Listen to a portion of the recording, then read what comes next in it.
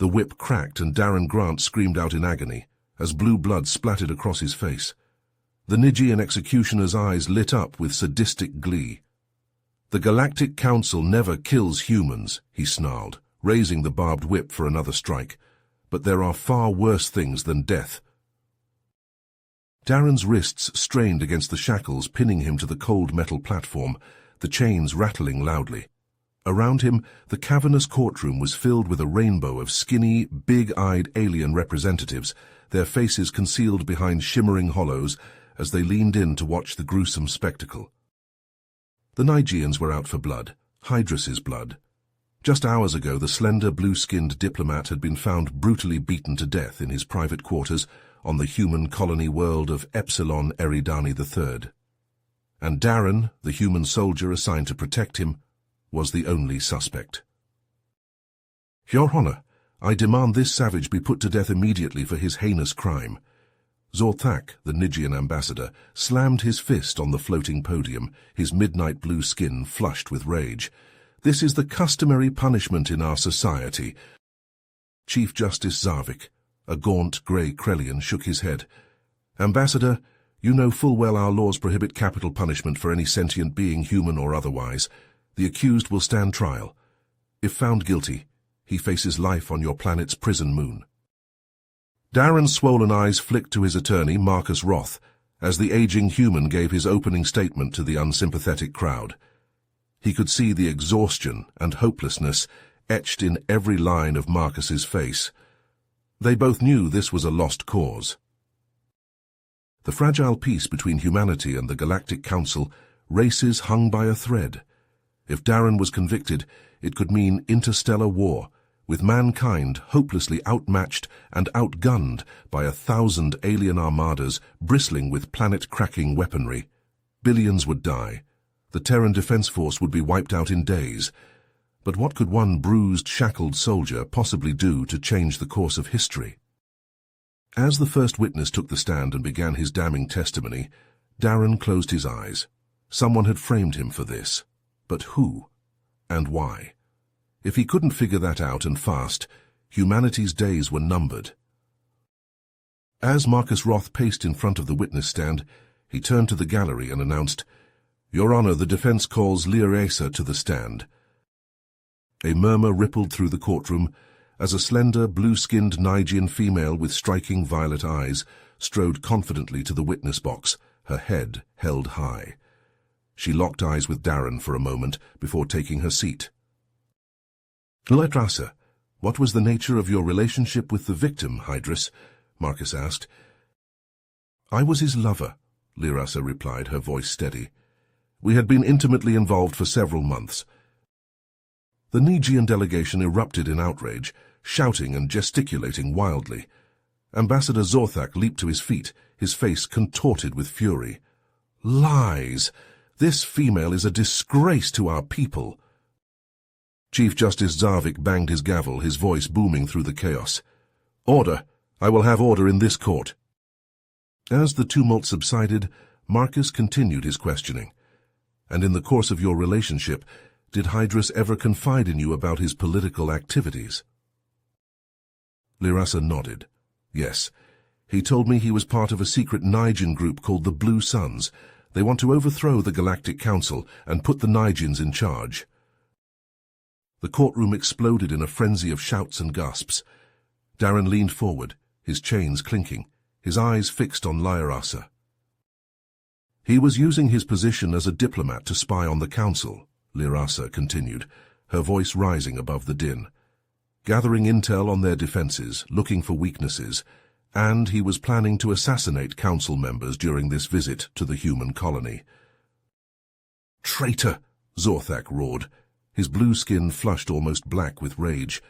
"Your Honor, I demand this female be arrested for perjury and treason." "Denied," Chief Justice Zarvik said firmly. "The witness's testimony will be entered into the record." Marcus turned back to Lear Asa. "You said Hydrus had become increasingly paranoid and violent before his death. Can you elaborate?"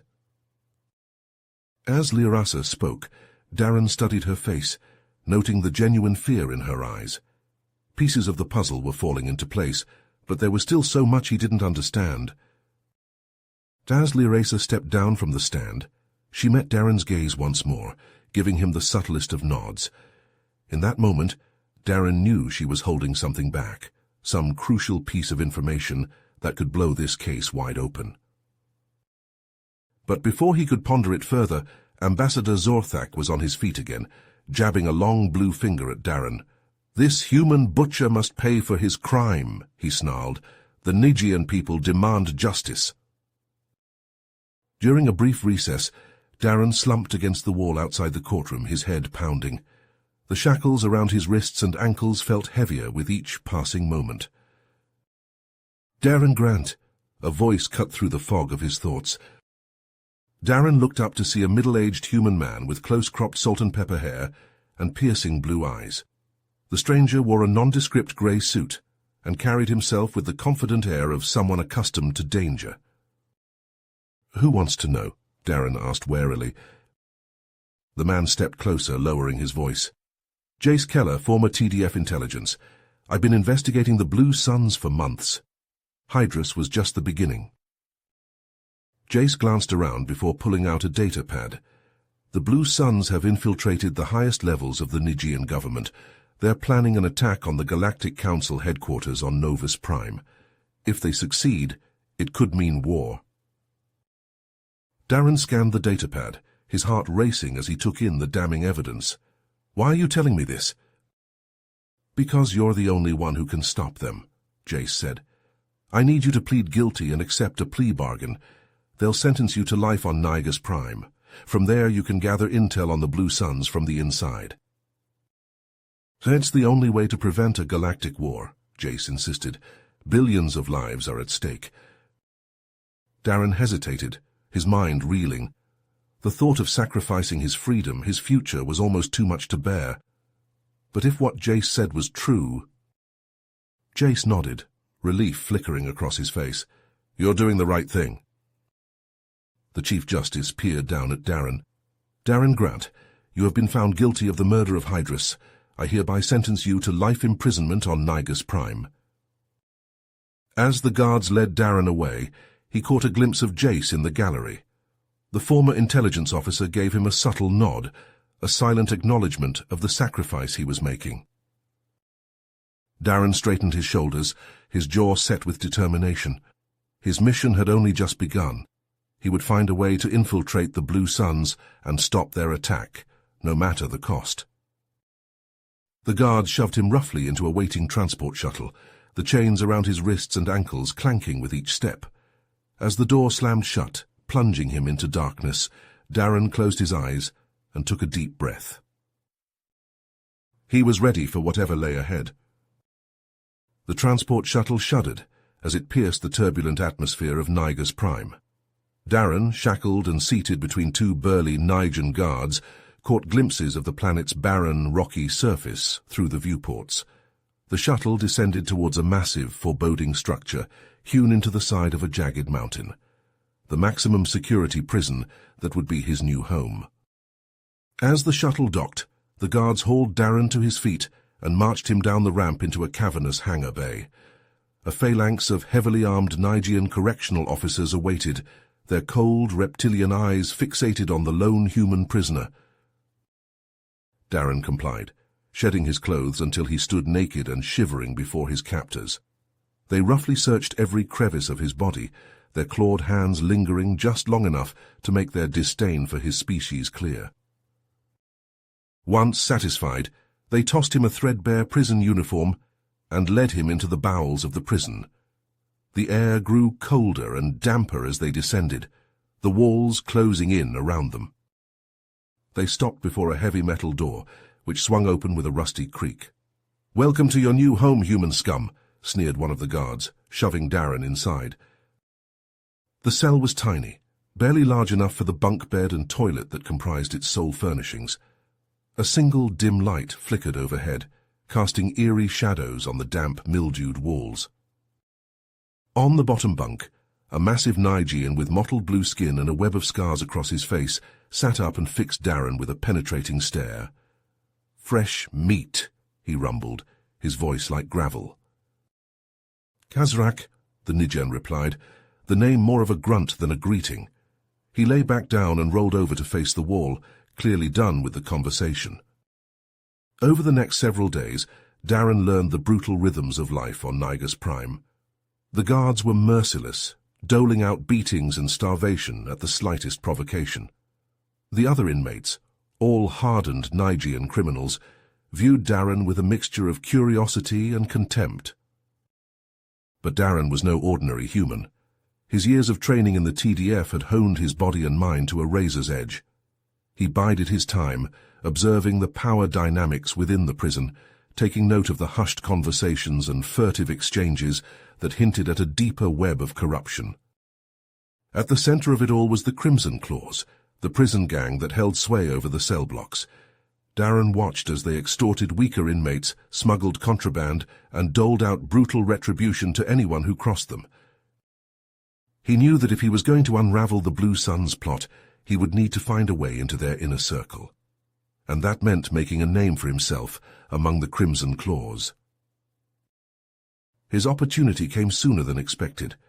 During yard time, a vicious brawl erupted between two Crimson Claw enforcers. Darren watched as they circled each other, makeshift blades glinting in the harsh sunlight.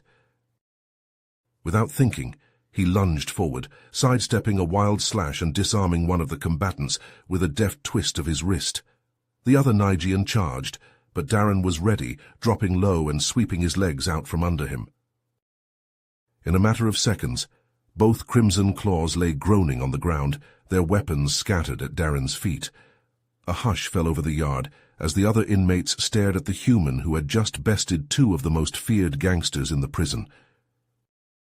Darren felt a heavy hand clap onto his shoulder. He turned to see Kazrak looming over him, an appraising look in his eye.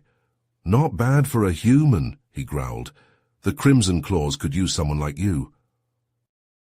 Darren nodded, keeping his expression carefully neutral, even as his heart raced with anticipation. "I'm in," he said simply. As Kazrak led him across the yard towards a knot of tattooed Nigians, Darren allowed himself a fleeting moment of satisfaction. He was one step closer to his goal. But he knew the real challenge was just beginning. In the dark corners of the cell blocks, Darren listened. He watched. He pieced together whispered fragments of conversation, deciphering the cryptic tattoos that marked allegiance and rank within the gang. And slowly, a picture began to emerge. The Blue Sun's tendrils stretched far beyond the confines of the prison.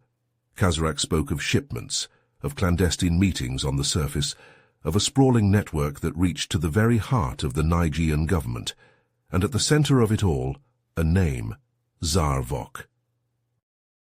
Darren's blood ran cold as he listened to Kazrak speak of the Krelian mole within the Council's security forces.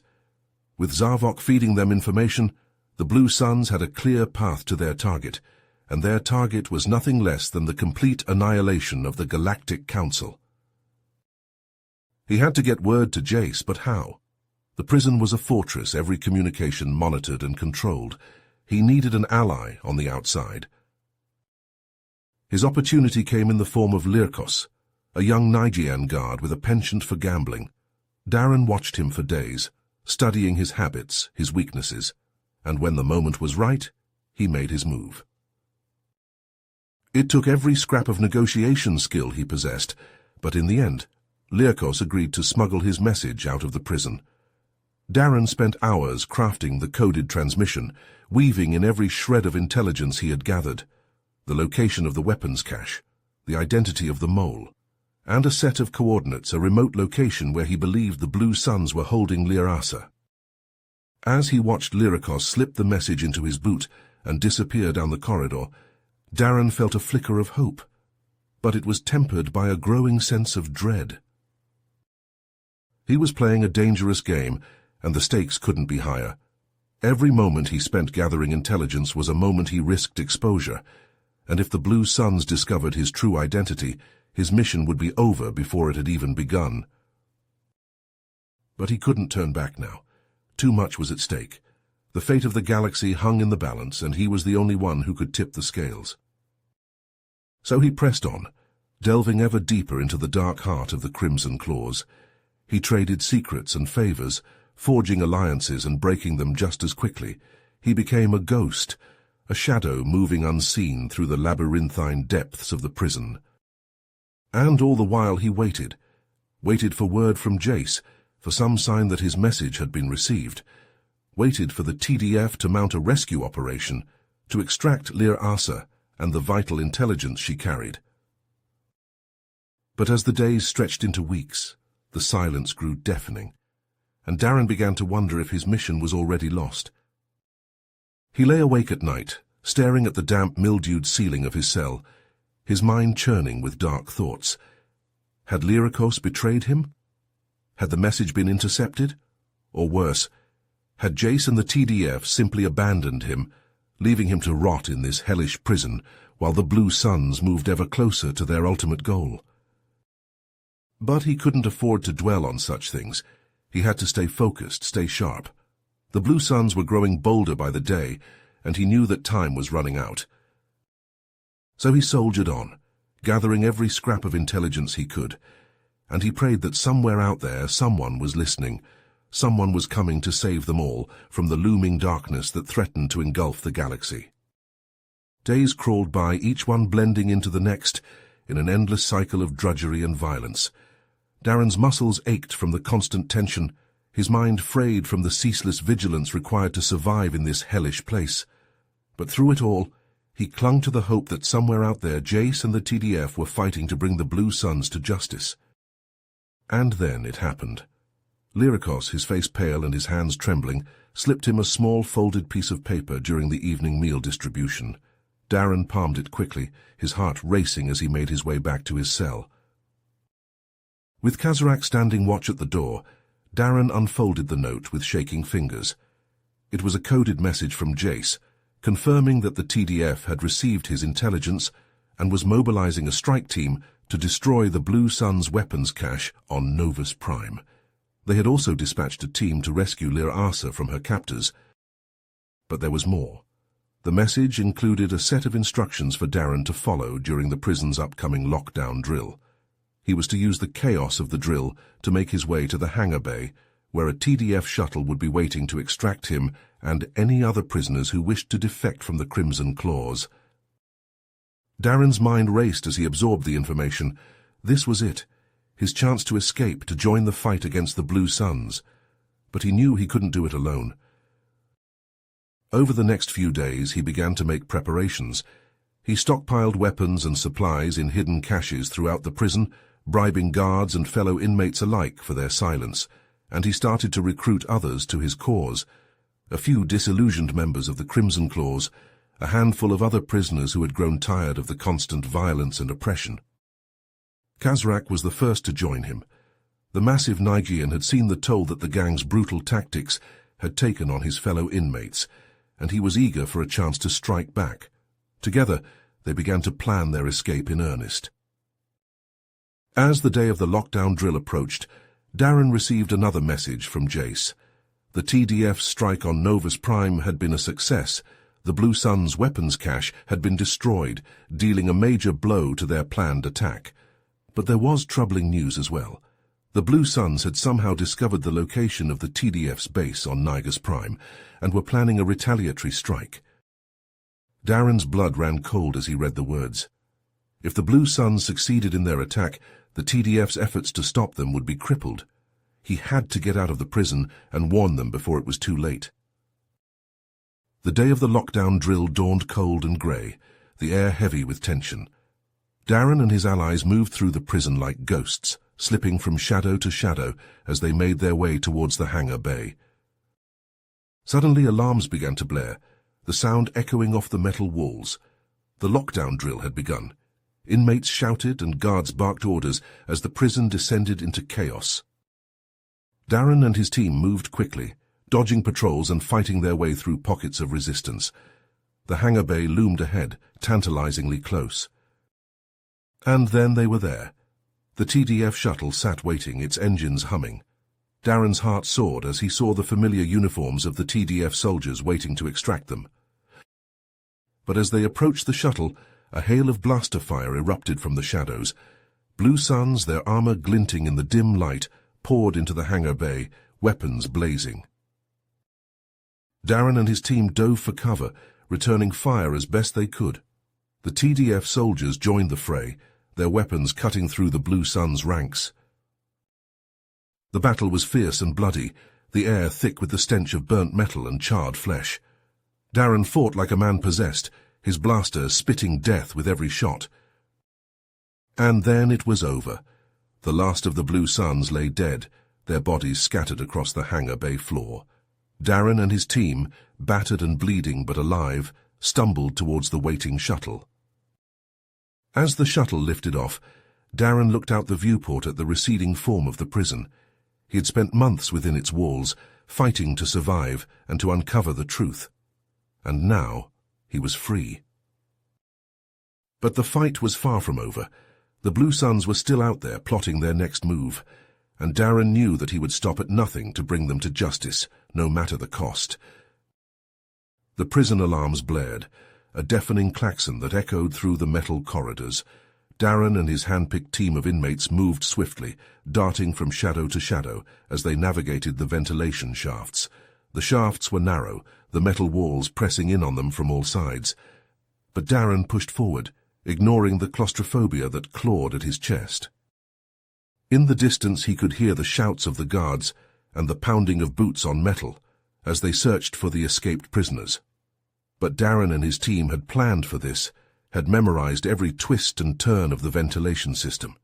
They moved like ghosts, unseen and unheard, until at last they reached the hangar bay. The TDF shuttle sat waiting, its engines humming softly. A squad of heavily armed soldiers stood guard, their weapons at the ready. Darren felt a surge of relief as he dropped from the ventilation shaft, his team close behind him. But before they could reach the shuttle, a hail of blaster fire erupted from the shadows. Crimson Claws, led by Kazarak, poured into the hangar bay, their weapons spitting death. Darren dove for cover behind a stack of crates, his team scattering around him. The TDF soldiers returned fire, the air thick with the stench of ozone and burning metal. Darren popped up from behind the crates, his blaster in hand. He fired off a quick burst of shots, dropping 2 of the Crimson Claws, but there were too many of them, and they were closing in fast. Suddenly he saw Kazarak, a plasma rifle in his hands. The Nigerian gangster had a clear shot at the TDF commander, who was crouched behind a low wall, shouting orders to his men. Darren didn't hesitate. He leapt forward, throwing himself between Kazarak and the commander. The plasma blast caught him square in the chest, burning through his prison uniform and searing his flesh. Darren hit the ground hard, his vision swimming. He could feel the blood soaking through his clothes, the pain a white-hot agony that threatened to consume him. Dimly he was aware of hands grabbing him, dragging him towards the waiting shuttle. His team, he realized, through the haze of pain. They had come back for him. The last thing he saw before the darkness claimed him was the TDF soldiers, their weapons blazing as they provided covering fire. Then the shuttle doors slammed shut, and the craft lifted off, rocketing away from the prison and into the star-strewn sky. Darren drifted in and out of consciousness as the shuttle raced towards the TDF base on Nigus Prime. He could hear the chatter of the soldiers, the urgent messages crackling over the comms. The Blue Suns had launched a retaliatory strike, he learned. The TDF base was under attack, its defenses straining under the onslaught of the Nigerian warships and ground troops. As the shuttle touched down at the base, Darren staggered to his feet, ignoring the protests of the medics who tried to push him back down. He limped towards the command center, every step sending fresh waves of agony through his battered body. Inside the command center, the TDF commanders were hunched over a holographic display of the base, their faces grim. Darren pushed his way to the front, his eyes scanning the display. "The Blue Suns are targeting the power generators," he said, his voice raspy with pain. "They're trying to knock out the base's shields." The commanders turned to him, their eyes widening in surprise. "How do you know that?" one of them asked. "I spent months infiltrating their ranks," Darren replied. "I know how they think, I know their tactics." He pointed to a spot on the display. his finger leaving a smear of blood on the glowing surface. "Station your heavy artillery here and here. Focus your fire on their warships' engines, and send a team of infiltrators to sabotage their ground assault vehicles." The commanders hesitated for a moment, then nodded. They barked orders into their comms, their voices urgent. He closed his eyes, summoning every last ounce of willpower he possessed. Then he pushed himself upright and staggered towards the door, ready to join the fight once more.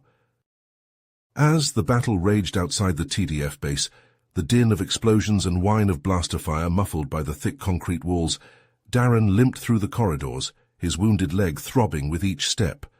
Gritting his teeth against the pain, he made his way to the interrogation room where Lirasa was being held. 2 armored TDF guards stood at attention outside the door, their blaster rifles held at the ready. They nodded to Darren as he approached, one of them keying the door open with a press of a button. Darren stepped inside, his eyes adjusting to the dim light. Lirasa sat at a bare metal table, her slender blue fingers laced together, her violet eyes meeting his gaze calmly. "Lirasa," Darren said, easing himself into the chair across from her, his injured leg stretched out awkwardly. "I wasn't expecting to find you here as a guest." A small smile played across Lirasa's lips. "I'm not a guest, Darren. I'm an ally, just like you." Darren frowned, confusion warring with suspicion in his mind. "I don't understand. You testified against me at the trial. You helped convict me of a murder I didn't commit." Lirasa leaned forward, her expression earnest. "I had no choice. Hydrus was a high-ranking member of the Blue Suns. He discovered my true identity, threatened to expose me. I had to eliminate him to protect my cover." Realization dawned on Darren, his eyes widening. "You're a spy, a double agent." Lirasa nodded. "I work for a secret Nigerian resistance group. We've been trying to overthrow the corrupt government, expose the Blue Suns' treachery. I used Hydrus's murder to maneuver you into a position to gather intelligence on the Blue Suns from within the prison." Darren sat back, his mind reeling. All this time he had thought Lirasa his enemy, when in reality she had been his greatest ally, risking everything to bring down the very criminals he had sworn to defeat. Lirasa reached across the table, her cool fingers brushing his hand. "We're in this fight together, Darren. And now, with the intelligence you've gathered, we finally have a chance to end the Blue Suns' reign of terror once and for all." Darren nodded, a grim determination settling over him. "What do you propose?" Lirasa leaned in, her voice low and urgent. "The Blue Suns' headquarters on Novus Prime, that's the key. If we can infiltrate the compound, eliminate their leadership, we can cut the head off the serpent." Darren's mind raced, already formulating a plan. "I have inside knowledge of their security protocols, their weaknesses, and with the TDF's advanced tech." A sudden explosion rocked the base, the walls shuddering around them. Darren and Lirasa exchanged a glance, the unspoken understanding passing between them. The battle outside was intensifying. They had to act fast, before the Blue Suns could regroup for another assault. Darren pushed himself to his feet, ignoring the screaming pain in his leg. "Let's get to work. We've got a war to win." Under the cover of darkness, the stolen Blue Sun shuttle drifted silently towards the shimmering blue force field that encased the terrorist group's towering headquarters on Novus Prime. In the cramped passenger compartment, Darren, Lirasa, and a dozen heavily armed TDF commandos and Nigerian resistance fighters checked their weapons and gear, their faces grim with determination. As the shuttle passed through the force field, Darren keyed his stolen comms unit. "Perimeter, this is Patrol Sigma 6, returning from recon sweep, transmitting clearance code now." He held his breath, watching the code flicker across the screen. A tense heartbeat passed, then another. "Patrol Sigma 6, you are cleared for landing in Bay 94. A bored-sounding Nigerian voice crackled over the comms. "Welcome back." Darren exhaled slowly as the shuttle glided into the cavernous hangar, settling onto the polished deck with a gentle thud. He turned to his team, his expression hard. "Remember, we've only got one shot at this. Stick to the plan, move fast, and hit them hard. We're not leaving until the blue suns are nothing but ashes and bad memories. The team nodded, their eyes blazing with fierce determination. They knew the stakes, knew the price of failure. The galaxy's fate hung in the balance.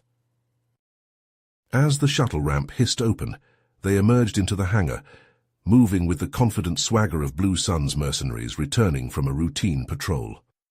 Darren's heart pounded beneath the stolen armor, his skin prickling with tension as they passed groups of Nigian and Krellian terrorists, their reptilian eyes flickering over the team with bored indifference.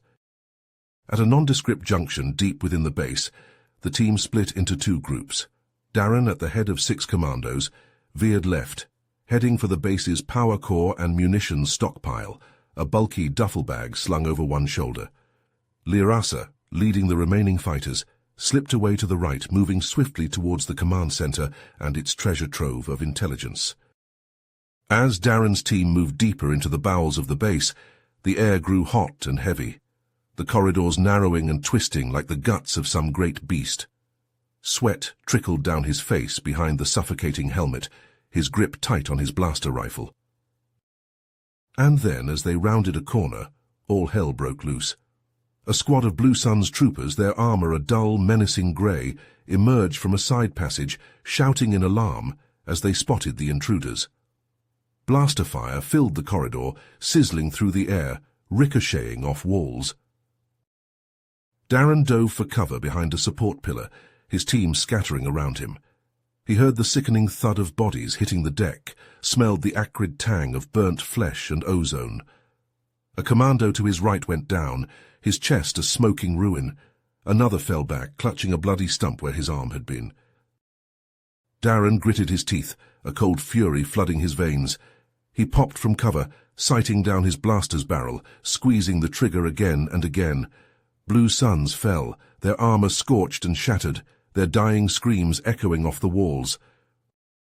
But more were coming, pouring from adjoining corridors, alerted by the sounds of battle. They pressed forward, a relentless tide of grey and blue, their blasters spitting deadly fire. Darren's team was being cut to pieces, trapped and outnumbered. The mission was teetering on the brink of disaster, but he refused to fail, refused to let the Blue Suns win. Not after all he'd sacrificed, all the blood and pain and loss. With a roar of defiance, he surged from cover, blaster blazing, a primal scream tearing from his throat. His team rallied around him, their weapons thundering, their faces twisted with desperate rage. They pushed forward, step by blood-soaked step, leaving a trail of shattered bodies in their wake. In the command center, Lyraza hunched over a flickering console, her fingers flying over the keys, her eyes locked on the scrolling lines of data. Behind her, her team crouched in defensive positions, blasters trained on the doors, ready for the slightest hint of trouble. And then the doors exploded inward, a wave of fire and shrapnel that sent Lyraza's team tumbling to the deck. Through the smoke and dust, a figure emerged, tall and menacing, his grey armor gleaming, his eyes cold and merciless. Zavok, the Krellian traitor, flanked by a phalanx of elite Blue Suns guards. "Did you really think you could outsmart us, little spy?" Zavok hissed, his voice dripping with venom. "Did you think we wouldn't know of your pathetic little resistance, your futile attempts at rebellion?" Lyraza rose slowly to her feet, her face a mask of defiance. "It's over, Zavok," she spat. "We have all the evidence we need to expose your treachery, to bring the full might of the Galactic Council down on your heads." Zavok laughed, a cold, cruel sound. "Oh, I rather think not," he purred. "In fact, I believe it is you who are finished, little spy." With a flick of his wrist, he sent his guards surging forward, their blasters humming with deadly energy. Lyraza's team met them head-on, a clash of bodies and weapons, a storm of fire and blood. Lyraza ducked and wove through the chaos, her blaster flashing, her eyes locked on Zavok. The Krellian traitor met her gaze, a mocking smile playing across his thin lips, his own weapon raised. They traded shots, the air sizzling with energy, the stench of ozone thick and cloying. Around them, bodies fell, screams echoed, consoles shattered and sparked. And then Lyraza felt a searing pain in her side, a white-hot agony that sent her stumbling to her knees. She looked down, saw the blackened, smoking hole in her armor, the blood seeping between her fingers. Zavok loomed over her, his blaster leveled at her head, his eyes glittering with triumph. "Goodbye, little spy," he hissed. But before he could pull the trigger, a blaster bolt caught him square in the chest, sending him flying backward, his armor smoking and sparking. Lyrasa's team, battered and bloodied but unbroken, surged forward, driving the Blue Suns back with a relentless barrage of fire. One of the resistance fighters reached Lyrasa's side, his face tight with concern. "We have to go," he urged, helping her to her feet. "The data is secured, but we're out of time." Lyrasa nodded, gritting her teeth against the pain, leaning heavily on her comrade as they limped towards the shattered doors. Behind them, the command center was a ruin, littered with the bodies of the fallen, the air thick with smoke and the stench of death. In the depths of the base, Darren and his battered team reached the power core, their faces streaked with sweat and soot, their armor pitted and scorched. With trembling hands they set the charges, keying in the detonation sequence, the soft beeping of the timers a chilling countdown to destruction. As they raced back through the twisting corridors, the sounds of pursuit close behind, Darren keyed his comms. "All teams, fall back to the extraction point," he barked. "We're out of time." At the mouth of the hangar, the two teams reunited, Lyrasa's face pale and drawn, her hand pressed to her bloody side.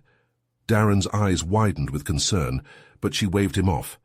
"I'll live," she grunted. "We have to go now."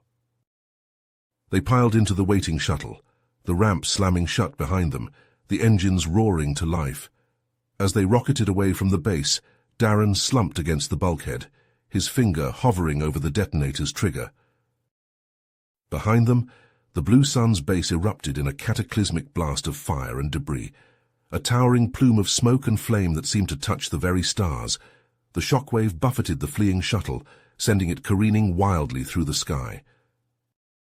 As the shuttle streaked towards the safety of TDF lines, Darren clenched his fists, his eyes hard with determination. The Nigean government still had to answer for their crimes.